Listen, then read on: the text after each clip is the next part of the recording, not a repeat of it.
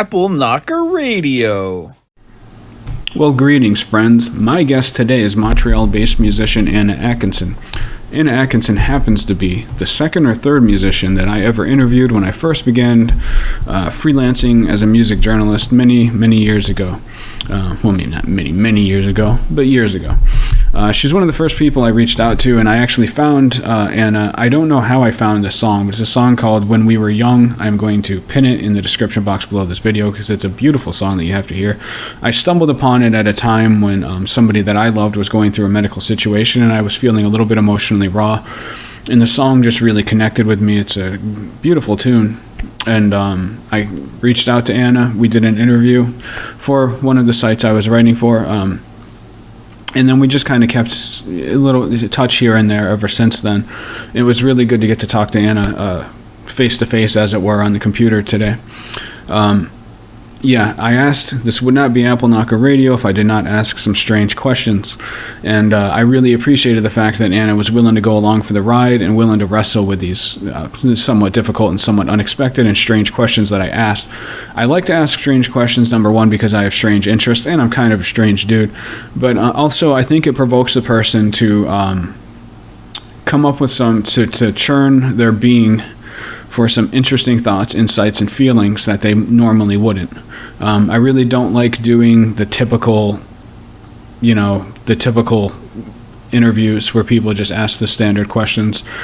I like to kind of just explore new territory with somebody, and Anna went along for the ride, and I really appreciate that, and she gave some terrifically thought-provoking responses. We got into consciousness, trauma, epigenetics, the mystery of art, a lot of really interesting topics, and I really enjoyed her going along for it.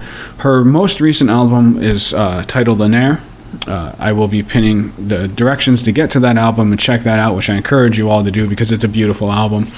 But check out all of her stuff. Sky Stacked Full was the album that I interviewed her for originally years ago.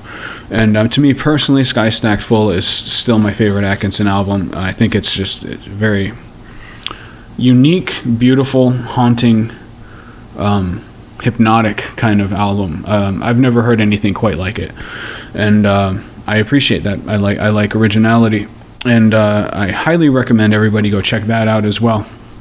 But with no further ado, I'm going to quit yapping, because you're here for Anna Atkinson, or you should be, because she's a lot more interesting than I am. We're going to get into Anna Atkinson, and I hope you're all having triumphant 2022s, my friends, and I hope that you are finding ways to be positive and to move towards your goals and to find some happiness and bliss in these crazy times.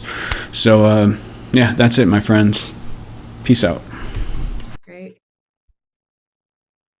All right, Anna, the first thing I want to say is that in preparing for this, I was looking back, seeing what you've been up to, and also reviewing the music that we've talked about in the past. I went back to When We Were Young, and that's the song that led me to contact you to begin with. If you recall, a couple of years ago, I told you, just number one, I think it's an incredible song, and number two, I heard it at a time when I was going through a lot of personal things with my own mother. And I just got to tell you, it's the first time I listened to it in a couple months. It's still goddamn awesome, man. That is such a great song, man. Like seriously, that's a fantastic tune. Oh, thank you so much. I'm curious, is that one that you can play live very well? Yeah, I can. It sort of depends on the context. But yeah, I can accompany myself playing viola and singing. So it's a lot more of a stripped down version when I do it live if I'm performing solo. Mm-hmm.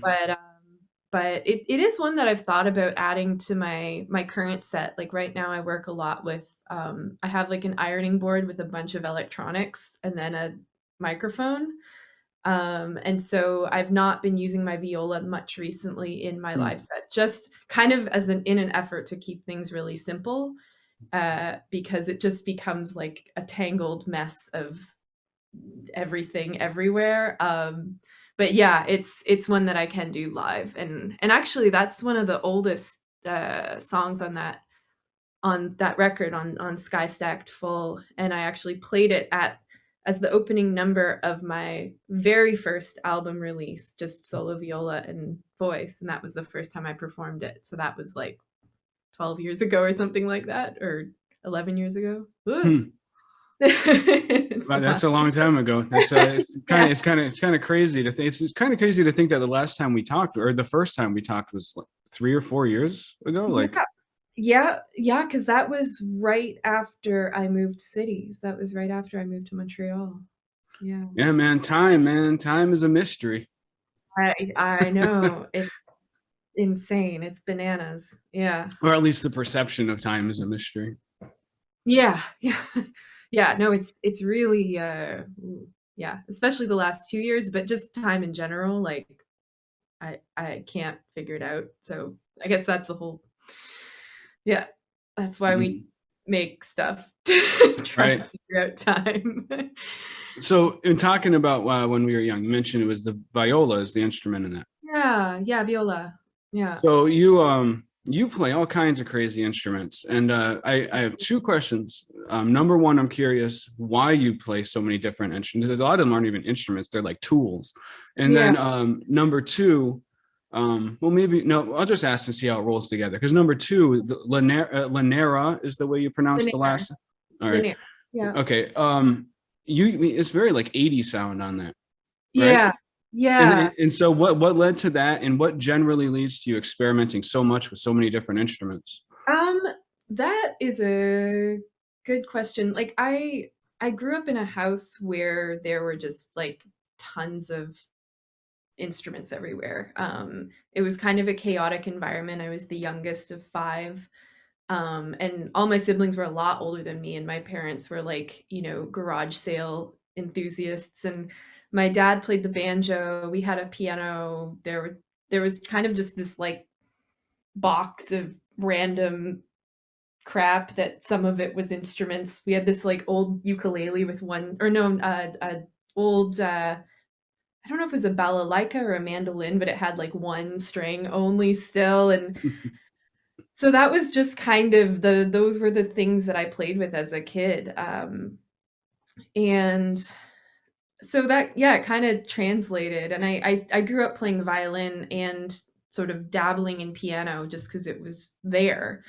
Um, yeah, eventually I started playing my dad's guitar a little bit, kind of self teaching myself. Like no one was really those were the things that I would kind of do when I, wasn't practicing violin or doing schoolwork or something. And I don't know, it's not like it was never a conscious Hmm. thing. It was just kind of I would gravitate towards the instruments in the room. My sister at one point had a drum kit set up in our basement, and that was like I would sort of go and hide down there and make up little stories with the drum kit, like using I don't even remember, like I had no idea what I was doing, but I would just like, ooh, it's the high drum and the low drum and the middle drum and the um but yeah, that's just kind of continued. I think part of it was like I trained as a classical musician for many years, and that's still something that is very much a part of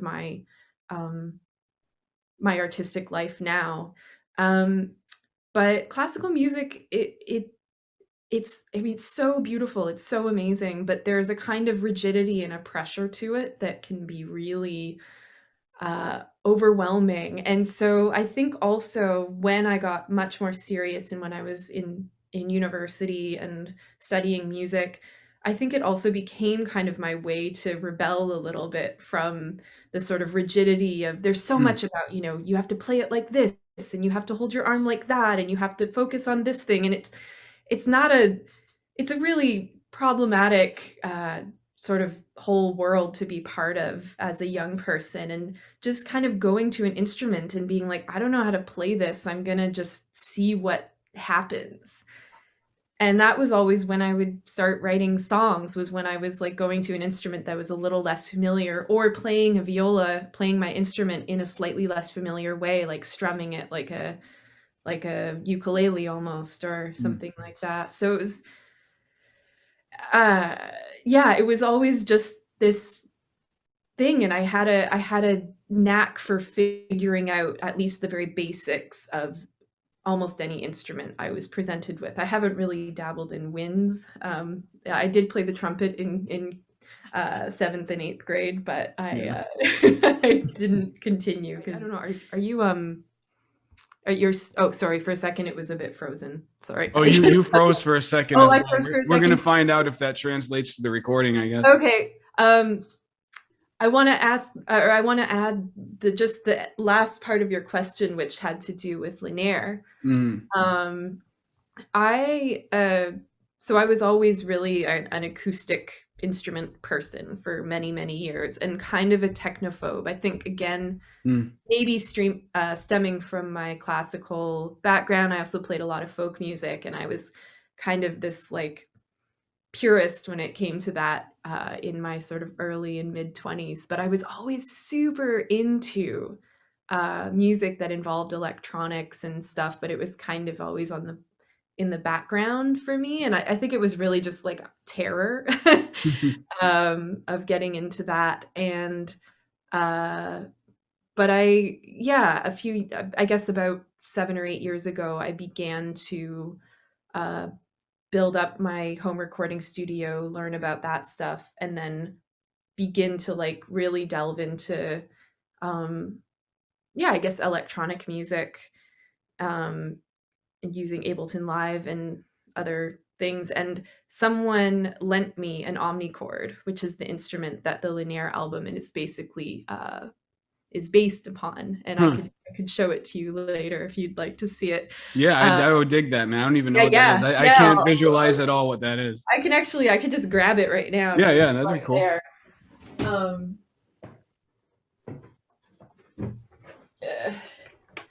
It's I'm just gonna see if I can... is that what I've seen those? Yeah, they're just crazy little things. I'm just gonna make sure I can see myself so I can so it's this like, I don't know, almost like a tennis racket kind of thing. It's got all these different little buttons and drum beats, and it's kind of cheesy. It's got this sort of like video game 80s 8-bit sort of sound.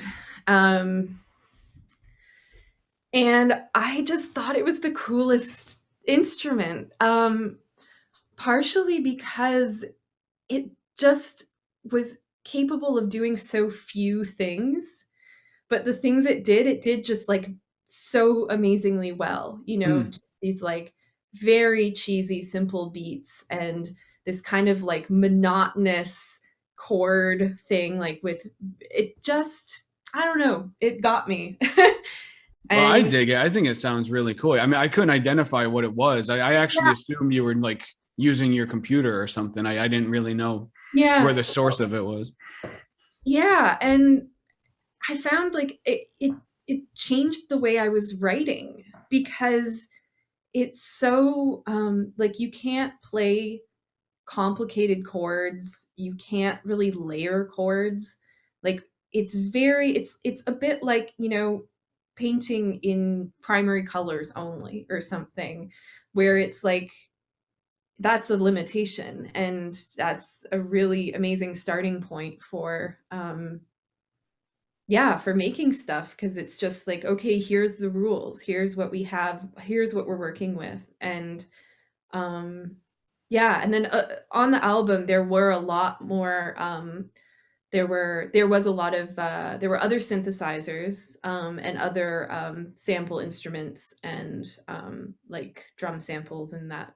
So it wasn't just omnichord, but that was sort of the foundation of the album. And again, it just stemmed from this kind of, I guess, just this like basic gravitational pull of new instruments that seems like very just a theme of my existence, a theme of my artistic existence. And I'm not always happy about it, because it gets chaotic. I always wish I could just have one instrument and that be the thing, but it is a very, I don't know, it's a very organic process for me. Yeah. Well, it's interesting that even though you decided to finally delve into electronic music, you still ended up finding kind of a minimalist electronic approach, right? Like you kept to the theme of minimalism, even though you were technically expanding. Yeah. So Exactly. Yeah, yeah, and now I don't even know what I would call it because it started with a very minimalist aesthetic, but it's kind of now it's kind of like growing a little bit more and going off in different directions, but I think there is always this sense of the core, the sort of core of the music, that you could take the song and reduce it to, one instrument and a voice and in keeping with folk music, unaccompanied single instrument classical music like Bach, or yeah, these things that can still be distilled to this sort of very essential ingredients. mm. Yeah. You also, you're a big Tom Waits fan, right? Like you've done your own versions of a lot of Tom Waits songs, which I Yeah. always really enjoy. And something that I think is like something I've tried to think about is you come from a classical music background, right? Mhm. Classical music, I mean, all of those classics you can read. There have been philosophers who wrote whole books on what beauty is, what art is, right? And Mhm. so they had this very like strong logical foundation for what like art should be striving to. Mhm. But then you have things like Tom Waits and some of your like experimental music that goes against all those rules, and yet is to me always like very often fascinating, beautiful, and I don't know, just amazing. And I'm just always curious, like, because that kind of music does not have the logical, philosophical basis that something like classical art or classical conceptions of art and beauty do. And so, you as a musician, when you're working in that kind of area, what is your mindset as you're going into it? Like, because if somebody goes into something with a more structured sense of the art that they're trying to create, there's kind of a blueprint to go on, right? Mhm. Mhm. But how does it work for the music that contradicts that kind of classical idea of what beauty is? Um, Is ooh, it, I guess I'm just, is it purely instinctive, or do you have like a conceptual framework that you approach it with? I mean, I think that, like, hmm. I know it's a I, difficult question, but yeah, I no, ask because I'm really intrigued by the yeah, mystery of art and the mystery of beauty. And so I guess I'm just question like wondering your thoughts. yeah. Well, I mean, certainly, I think like artists like Tom Waits, I mean, uh, you know, he's building on a lot of different traditions that exist already, even though, yeah, like he sort of starts from like a very like, folk and blues and sort of jazz background. His earliest stuff is very folk, very kind of steeped in this very specific tradition.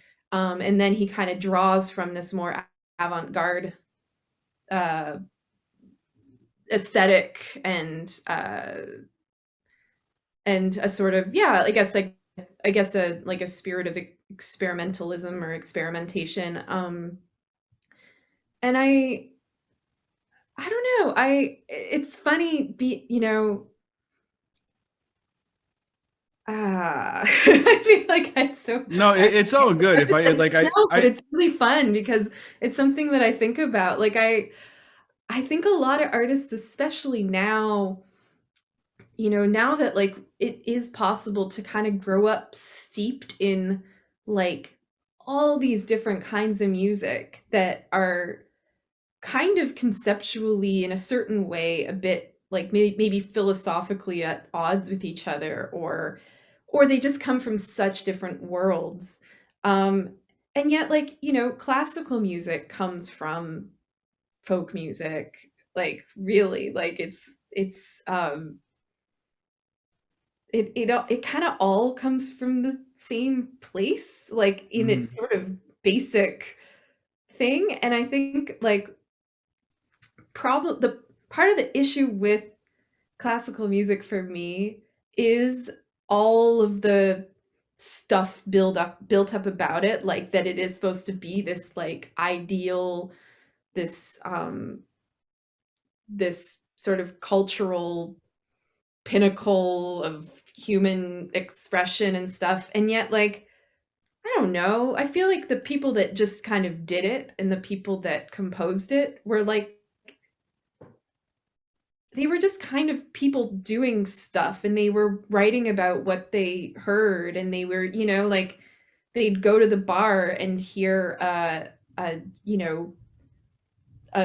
band playing folk tunes and then they'd go home and they'd write a symphony based on those themes. Like so it's just like exactly what is happening now. Like it's like I grew up playing classical music, playing whatever Bach and Mozart, and then I like, turn on the radio and hear like the bluegrass hour, and then I, you know, go to the bar and hear like a punk band and it all kind of, goes around in your brain and it's just kind of all music. And it's true that there are art forms where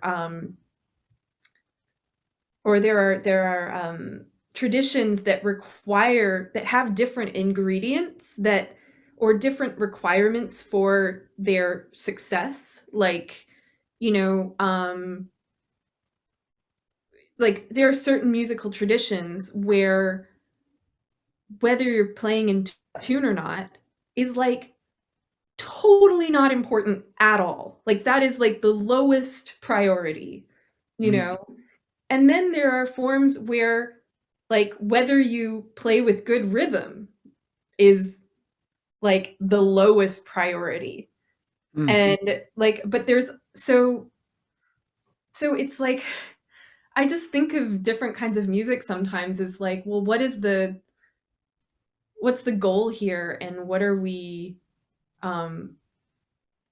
like is it successful or not in what it is supposed to be, what it's trying to be. And so I never think of like Western classical music as like elevated above like, I don't know, American old time music, or whatever, like Brazilian psychedelic rock bands, or it's just all like stuff that people are doing within a very specific place and time and I don't know if that answers your question. Well, I mean, it was very interesting, thought-provoking stuff, but I don't think there is an answer, and that's why I kind of cornered you with it. But I feel like I came up with a more elaborate version of the old "what is art" question, which is like a kind of a laughably maddening question to ask. Like, what is art? I don't know. Yeah. But those were definitely interesting thoughts. So it was a worthwhile question. So I read oh man, I can't believe I didn't write this down. I read another interview that you did with a group like Cambridge something, old Cambridge. Oh, the Cambridge Times, I think it was. Something like that. You were talking about how for your last album, a lot of it had to do with your studies of family trauma in general, and its effects on the nervous system. And could you expand on that a little bit? Because I thought that was really interesting. Like, what exactly were you researching, and what did you come away with, and how did you try to encapsulate that in your album? Yeah. Oh man. Yeah, that like kind of learning about the nervous system was like well, it was my like major pandemic pastime. I feel like last night a friend of mine was asking me, was saying that a friend of her was asking her, so what was like your pandemic thing? And he was like, everyone has a pandemic thing. And for me, it was absolutely reading about the nervous system. But even before that, when I was writing Linaire, which was sort of the couple of years, 3 years before the whole craziness happened, well, where I would start with this is, I guess my whole childhood and my formative years were really, I think, defined by this feeling of losing control of my body whenever I would try to perform, and really feeling like I could do it, but I would kind of like leave my body in a certain way a lot of the time. Like, and I didn't know that this was not what happened to everyone. So wait, while you were performing, you kind of feel disassociated from yourself? Yeah. And I didn't really realize that it was a thing that didn't happen to other people.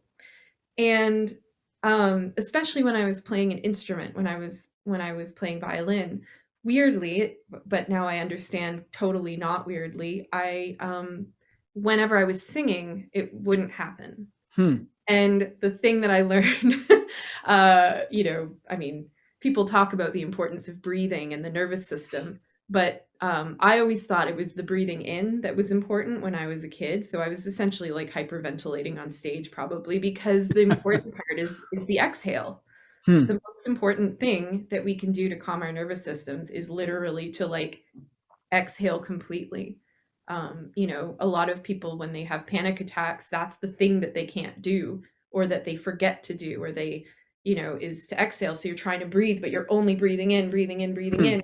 And breathing in, it quickens your heart rate. It puts your body more into a sympathetic state of arousal, and exhaling does the opposite. So it was like, basically I was like calming my own nervous system by singing. And that was what would allow me to stay present in my body. But I didn't realize that until quite recently, that that's what was happening. And I sort of saw, people talk about performance anxiety, people talk about these things that happen, but it never really fully it never really fully explained what would happen to me when I would go and perform. And then I started learning more about dissociation, and I come from a family that does have a lot of hardship in their past. My mom's parents were immigrants from Poland. They came into Canada in the 1930s to a farm in northern Saskatchewan, where the growing season was, 6 weeks long or something. And my father's family as well, just it was kind of, they were from a culture and a time where,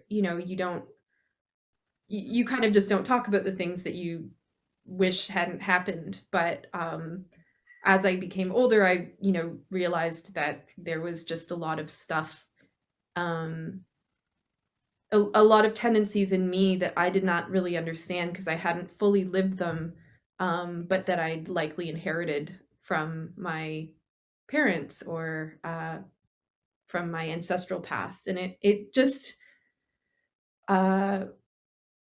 it was a very interesting it was just a really kind of, when I started learning about epigenetics and about just Bruce Lipton? Sorry? Bruce Lipton? Yeah. Yeah. Epigenetics. And then that whole, just the idea that we have a physical connection to our lineages, which, like, of course, like, we literally came out of their bodies, like, it makes so much sense. And yeah, I guess I didn't have like a super sophisticated knowledge of that, but of all of the science behind it. But I was a very interested sort of layperson, just sort of marveling at this idea that up until recently was considered kind of like, a bit out there, a bit like woo-y kind of thing. And it's really, it's the most grounded thing ever. It's like literally our bodies. And another aspect of writing that album was coincided with my becoming completely enamored with physical training, so like weight training. And then I eventually got into Olympic weightlifting. And I currently work a lot with kettlebells, and realizing how kind of disconnected I was from my body, and how I saw my body as like a complete an inconvenience at best, you know.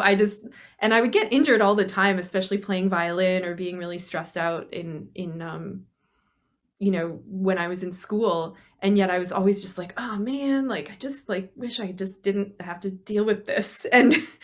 Um and sort of understanding that like maybe, you know, like one way that that people protect themselves from feeling things they don't want to feel is by like just dissociating from their bodies. And so, which is an absolutely like self-preserving way to deal. Like it makes sense. It's not something that people need to be ashamed of, but it's a very real way that people cope with horrifying things. Is just like, okay, I can't really deal with this. So the whole time I was writing Linaire was really a time where I was like making a real effort to reconnect with my body um and like kind of experience like pleasure of having a body and the pleasure of, you know, it's like all this information and all this history.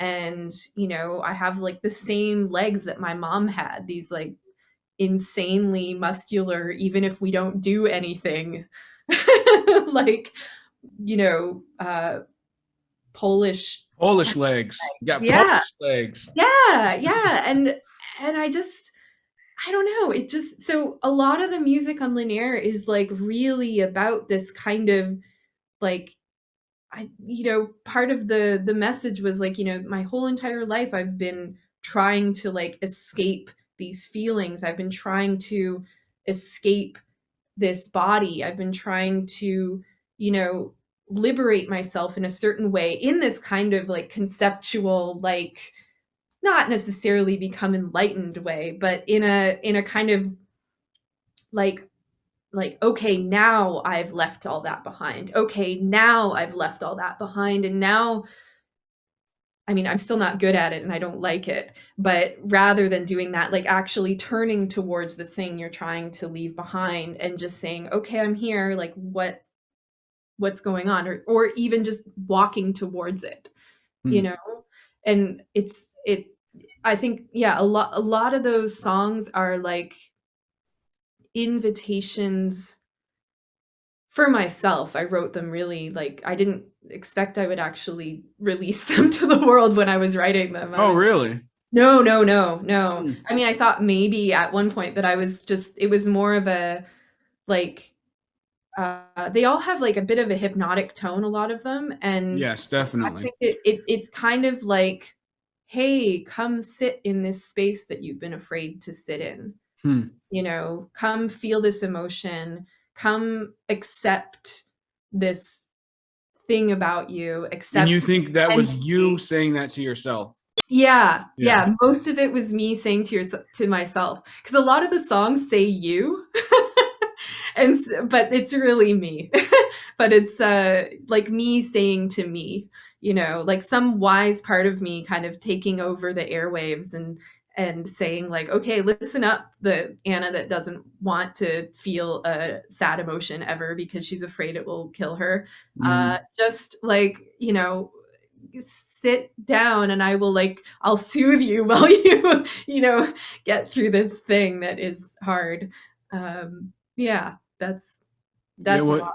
you mentioned with the epigenetics thing, you said, you know, it's science, it's grounded, it's a way. I'm personally not real afraid to get into the woo, and Yeah. so to me, that whole thing is like, I'm willing to accept the possibility that it actually is a higher Anna self, some other part of your consciousness existing in some other ethereal plane who was Yeah. helping you heal.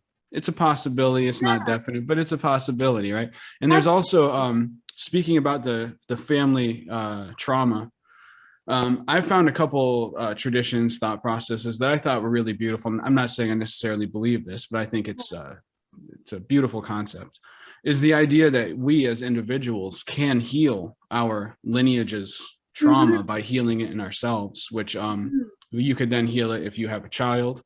But then like theoretically, if you wanted to get really woo and really crazy, that you could actually like retroactively heal your family lineage. So Yeah, yeah, just kind of beautiful ideas, and absolutely. maybe that's what you've done with Linaire. I mean, that is my greatest hope. That's my greatest dream you know, I feel like I used to have more of a set idea of what healing okay, I am healing now. And now I'm more kind of like I'm a person going through my life trying to be a little less miserable or something. Mm, And I do think that there are things that I've healed. It's not that but that like my whole concept of healing is a little bit in flux right now. That said, I really, yeah, I think in my sort of most connected moments or something, when I'm really in the midst, like when I'm performing one of my songs in a context, for people in a room that is, that feels good and that feels like we're all kind of present, um, it does feel kind of like a healing environment. right, Mostly because I mean, at least because how often are people really present in a room together?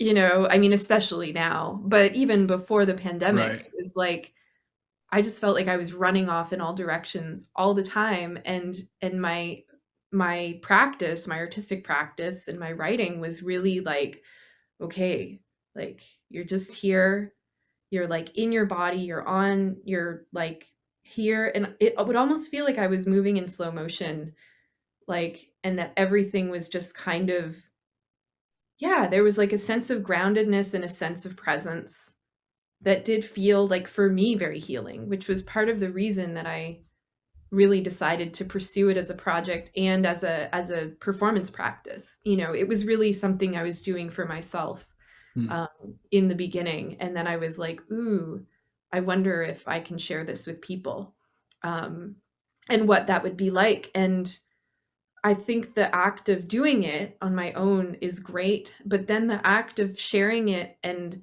then seeing it reflected back at me, and somehow allowing that work to be seen is also a part of the process that is really healing for me. Because it's allowing a part of you to be seen. That part Yeah, that maybe was hiding and was wounded and kind of in the corner. yeah, You've given it the courage and the strength to get out there in the world, right? exactly. And I feel that that it is that specific thing that seems to resonate with others. And I can't speak for everyone who's ever heard my music, but for people that I've spoken to, after a set, it feels like they get it, and they get it for the same reason that I'm doing it. Like that it's something. It's not just about me and this very specific, Anna Atkinson identity. It's this like this identity that maybe lives within many people, which is, yeah, this part of us that just wants to be present with other people, and be kind of like share a little moment, and be present to our emotions, and to just feel whatever it is that we need to feel. Because I was listening recently to an interview with Sharon Van Etten. I don't know if you know her. She's I an do American not. songwriter. She's fantastic. She's, really just amazing. And um I can't remember specifically what she said, but the gist of the conversation was basically that people make the assumption, because she writes songs that are very emotional in nature and very, um I guess, cathartic, but very, insightful emotionally, and very pure and raw. Like, very, her heart is just so open. And she said that people usually assume that that's what she's like, like as a person. And she was like, "No, I'm actually the opposite. And Hmm. I write because I'm so out of touch with what I'm feeling that I have to go away for like, a few hours and write a song about it instead of just like feeling what I feel, you know, the way like a normal human might. And I feel a bit like that. It was so resonant with me. I was like, oh my God, yeah, I'm not in touch with my emotions. I write because I feel like I'm going to explode and I don't really know what's going on. And then I go and write something and I'm like, oh, that, you know, and it's like we become masters at the things that we're very, very like naturally very bad at, you know. It's like because we have to work at it so hard. Right. So you sort of, yeah, I don't know. I really appreciated that in her, and I think it really makes sense for it. It's my process as well. No, yeah, I love that. And it's the whole, again, it goes back to that, the whole mystery of art, which I just find the whole concept and the process of art to be just really fascinating. And especially, I love the insights that you just shared, because when I'm sitting down listening, like Sky Stacked Full, which I've listened to multiple times, sometimes when I listen to music like that, or like Tom Waits, I ask myself, I'm like, this isn't the kind of music that you dance to, right? And so then I just ask, like, so why do you listen to it? Like, I just mean generally, like why do we do this then? Like what is the point of this? Like, why do I read a poem? Why do I read a story? What is it? And I think you just like encapsulated it. You just captured it. It's because it's giving you a chance to sit down and connect with your own being, your own heart, your own mind in a very authentic way, which we don't normally get a chance to do. And so, yeah, I just really dig that insight. I think you're right on with that. Yeah. And I do consider the process of art to be so, to me, it's really mysterious, and it's just fascinating and beautiful. And I love when I hear like what you're saying, what you said. What was the other woman's name? Sharon Van Etten. Yeah, it's like, she's amazing. What was that? Oh, I just said check her out. She's amazing. Yeah. I'll check her out for sure. Yeah, and so it's just so interesting because it's like artists are just strange creatures because they have a way of working through their own being that most people don't. And I've just always found that fascinating. And as somebody who's open to ideas of, I don't know what the hell reality actually is, like I feel perfectly confident in saying I don't know what reality actually is. And so I just contemplate the mystery of art and like what an artist is, you know? Yeah. One thing that occurs to me in this moment is that, like, in a certain way, it's like I wonder if it's a little bit like sometimes I feel like some of my songs, and maybe some of other people's songs are too, it's like a artifact that's like left over from a process that's maybe it's a process that like other humans go through in some other way, but like for us there's like this like living, there's this like thing, it's like a trail in the snow, you know, that's left when I needed to go from the house to the shed, you know, and or, you know, from the, and then back again or something, that it's this like leftover thing. It's like a framework or a scaffolding that then at the end you're like, okay, I have this thing, I used it to get through this really crazy thing, and it's useful, you know, you can, it's like the path is still there and other people can walk it and I can walk it again, and it's like a, I don't know, it's a sort of, yeah, it's like this like leftover shell from a metamorphosis process or something. I don't know. Right. I just had this like vision of that's maybe that's what a song is for me. Or No, I actually, yeah, I'm glad that you went there because I'm totally like, it's not like, I mean, lots of artists, Neil Young, Bob Dylan, a lot of them have said like, I don't write the songs write me, kind of like, you know, yeah. like they come to me. And so that is, I find that fascinating. And that's why artists tend to be people who, like you said, are kind of disassociated from themselves and are also, It's true. they just kind of like, they're different in some like fundamental level. And yeah, so like, how do we be a human? How do I do this? Like, right, exactly. And it can actually be really difficult for artists to function, right? Oh my God. Yeah, that's like, I feel like that's something I just learned now. I was like, oh, okay, maybe it's okay that I just like have no idea ever, you know? Like, and maybe this is really the thing that helps me to have some clue. But yeah, there's a bit of that. It's a strange thing to do. No, absolutely. Yeah, yeah. And I just think it's fascinating. And it's just so interesting because it's like, in a lot of ways, it's kind of a curse. I mean, like, a lot of creative people, it's like people are just different and they have different ways of relating, different ways of working through the world. And yet, where would the world be without art? You Yeah, know what I yeah, mean? I mean, like, art benefits everybody. yeah. So, I don't know. Yeah, I've just always found that fascinating. And I always felt like your music embodies that definitely when I listen to it. That's Oh, it cool. just, yeah, it just sounds very, to me, it sounds very ethereal and kind of otherworldly, kind of, Yeah, you know? yeah. Yep. It's that's it happens. Yeah, and that was actually, I think I might have touched on this a little bit the first time that we talked, but how much of that is conscious? The Because like aesthetic, you mean? yeah, like how much do you how often do you go into it, say I want to make this sound dreamy and otherworldly versus it just happens? Um, I that is a good question. I mean, I've certainly listened to a ton of artists and been very drawn towards music that goes in that direction. Like I'm, I don't know, artists like Bjork or I don't know. I haven't thought of Bjork in ages, man. I Oh love man, Bjork. I'm Yeah. just like on a like rediscovering Bjork kick. Like um but yeah, so I think part of it is like just aesthetics that I tend to be drawn towards.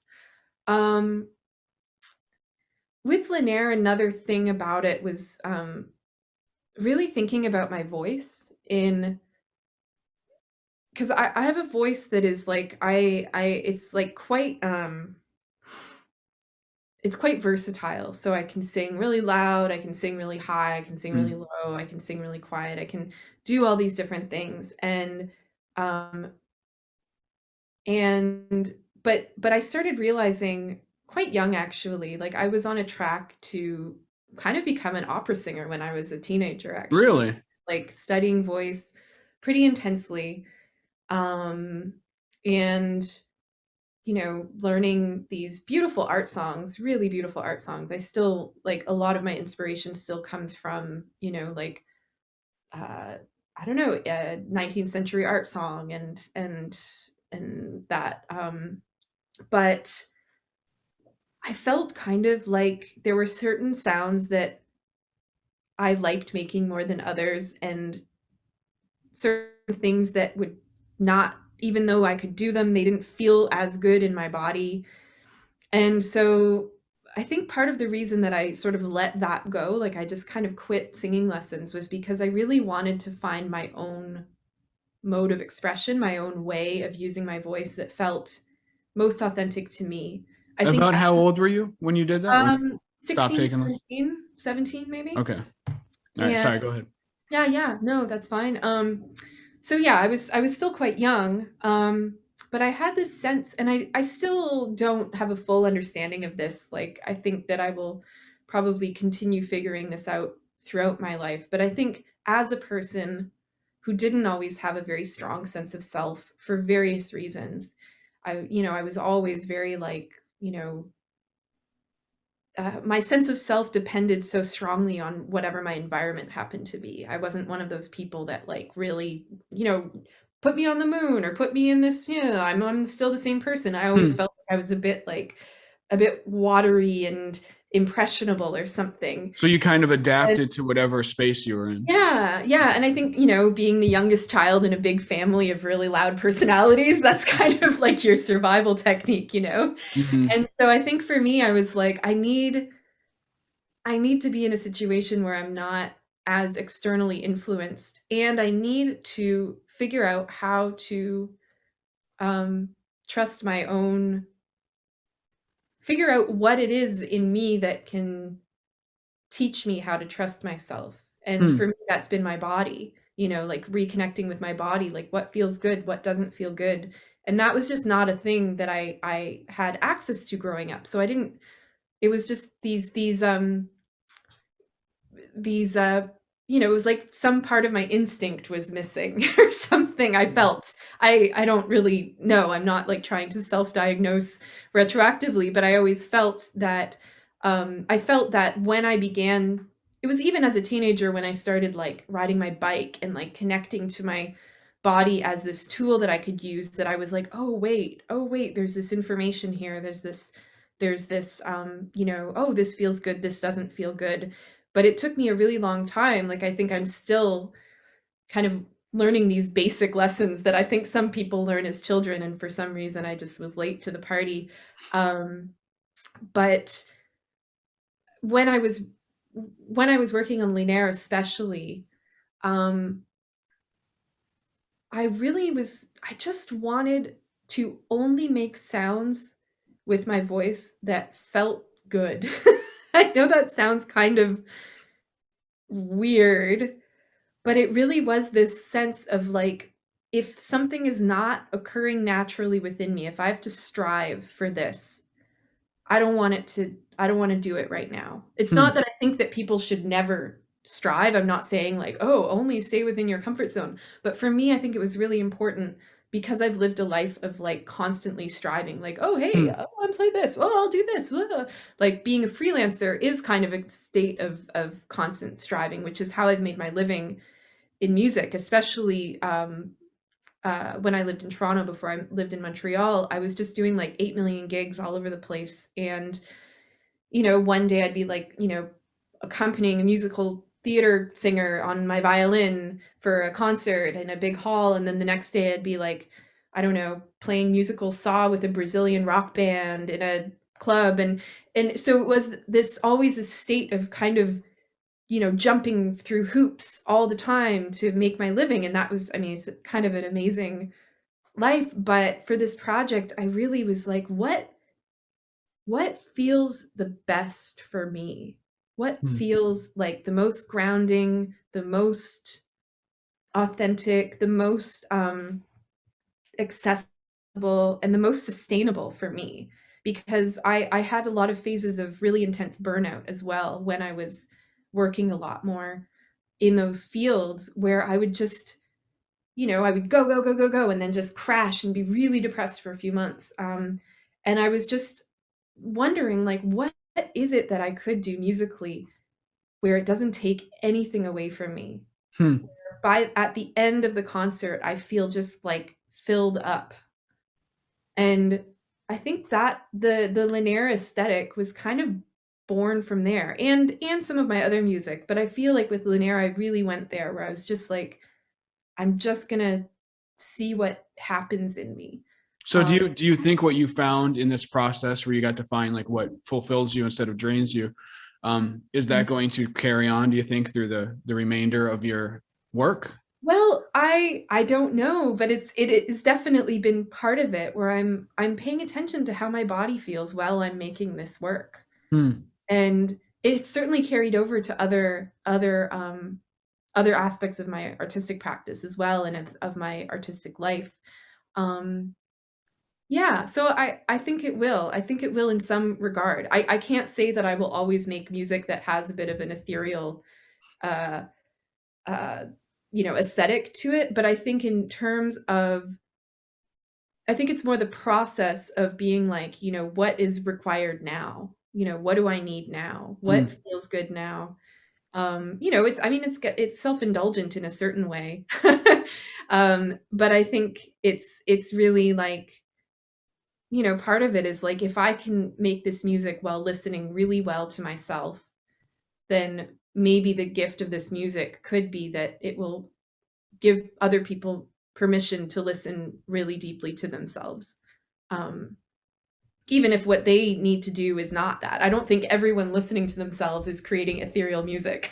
I think, some people, need to like, scream. Some people need to like, I don't know, do hopscotch. I don't know. Like but that for me, I was like in this one aspect of my life. And this is part of the reason that I gave the project a name, is because I really wanted it to be like, this is the music that I'm making to explore this thing and And to why specifically that name? um that is interesting. So someone, when I first moved to Montreal, someone gave me uh this print of Quebec wildflowers that he'd found in the trash. like just at the side of the road, but it's this beautiful poster and it's got all these like pressed wildflowers in it Hmm. with all these names, and they have these beautiful names. And when I was first in Montreal, I was spending a lot of time in my apartment. I had gotten a couple of government grants, amazingly. I was like, how am I going to move here? And then a couple of grants came through, and that was amazing. And so I was learning Ableton Live, so this music recording software that I use, that I also use live.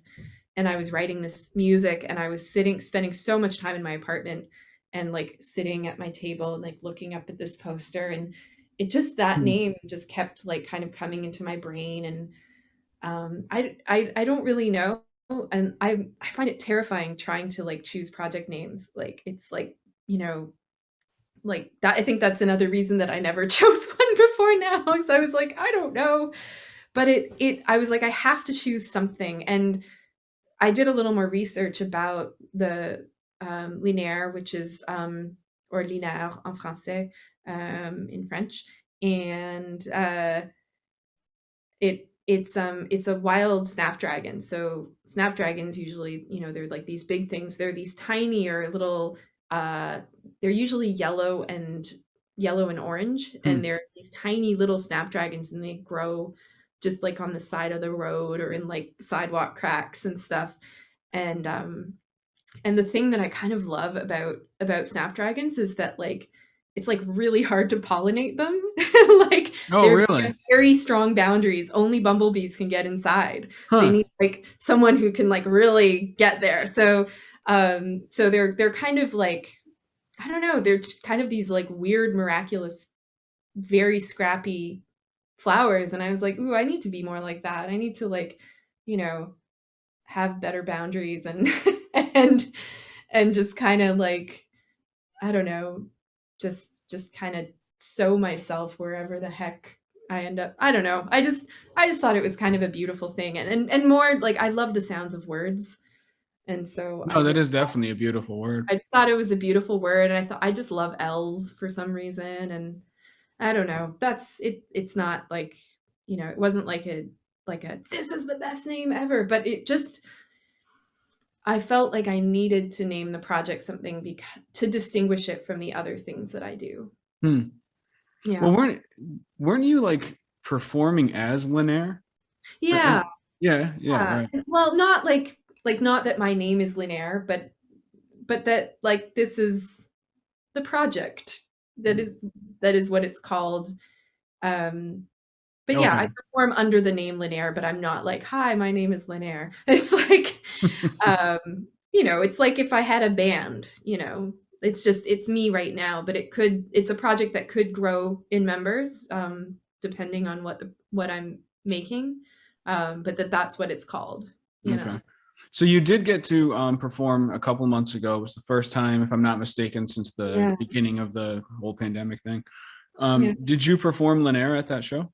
Hmm. That's what that show was. Oh, yeah. Yeah, it was all of that project. Yeah. And did it come like did it work well live? Because that would be the first time you performed it live, right? No, actually, well, so I guess for about 6 months, well, for about 2 years before the pandemic, I was slowly working up this project. And so, yeah, I guess from like 2018 to 2020, I was performing here and there, and as I was working on the record. Um, but yeah, it had been a while.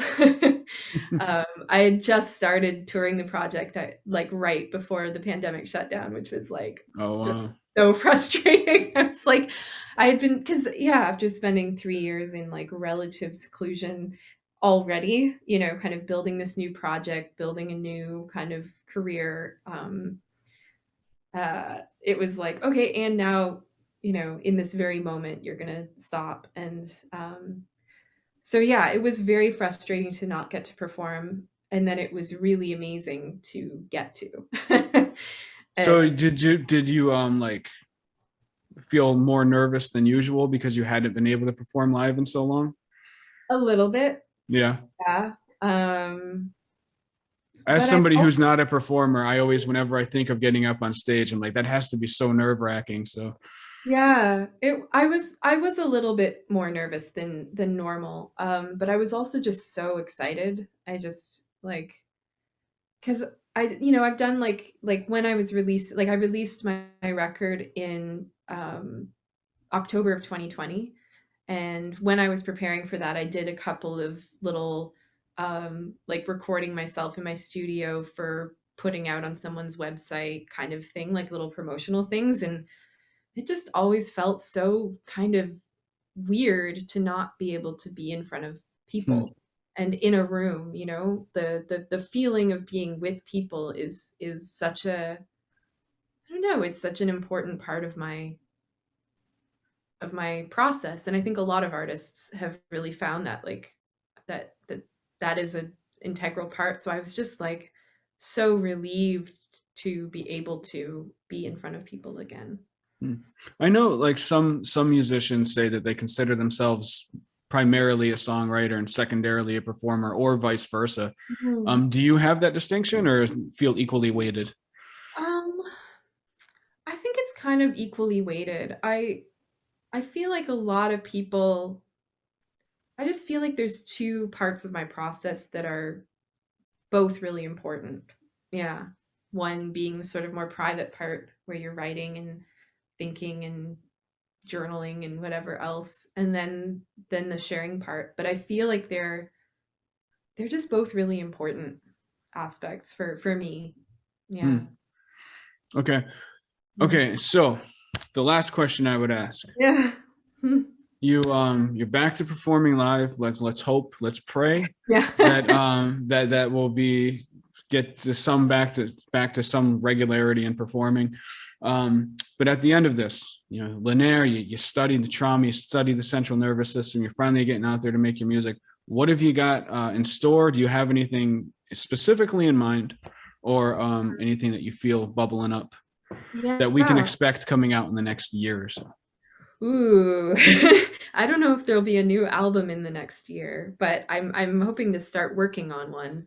Um, I did quite a lot of writing. I guess in the I guess about 6 months ago, I was like really in a in a deep writing phase, and now I'm kind of in a figuring out what to do with it phase. But yeah, I'm hoping to develop a like more of like a 35-minute long continuous piece. So rather than 10 songs, something that's kind of in and of itself an arc. So it might still have songs, but um, there's something amazing. I work a lot in theater, and a little bit in dance as well as a composer. And Hmm. what I love about those art forms is the kind of uh, the fact that there's this kind of continuous attention. There's not clapping every 5 minutes. There's not addressing the audience every 5 minutes. There's a sense of continuity and a sort of beginning, middle, and end. And I've just always loved as an audience member and as a performer when I've performed live in those pieces, um, just the the fact that there's just this space that you enter and then you stay, and then you leave, and it's not kind of in and out, in and out, in and out. So that's, I think, my next goal is to sort of stitch what I've been writing together into something like that, and primarily centering it around performance, just because that's the thing that's been so massively lacking. But I do hope to release it also as an album and maybe in a series of singles as well, kind of cutting it up. But yeah, but I think it will kind of be a build upon the first Linaire. Oh That yeah. Yeah, I think it will kind of go in a similar vein, but I don't know if that means aesthetically similar or not. I haven't Maybe decided yet. not omnichord based again. Yeah, or maybe a little less omnichord. I'm not really sure. I do think I want to work more with strings again. in a bigger way, because that's, you know, one of the things that I do. And possibly with a larger group of musicians, but I don't know. This winter was really hard in terms of we had like another full on lockdown for the Omicron variant, and just everything ground to a halt, including my kind of sense of anything that I'm trying to make. I was just like, what do I do? Oh, I guess I just like I've been just meticulously organizing my apartment for like 2 months, which I think is sometimes part of my process. But yeah, we'll see. I'll keep you posted. Okay. Well, yeah, I'll be hoping that that things do normalize to the point that Yeah, you get back to performing regularly again. I really want to go. I really want to tour. I Yeah. really want to go play for people in their towns. So yeah, Well, yeah. Let's hope that happens. yeah. But all right, Anna, thank you so much for the time. It was really good to actually get to talk to you and see you for the first time. And yeah, I will. Well, actually, I'm going to stop recording and just say a couple things to you afterwards. So Okay, yeah, thank yeah. you very much. Thank you.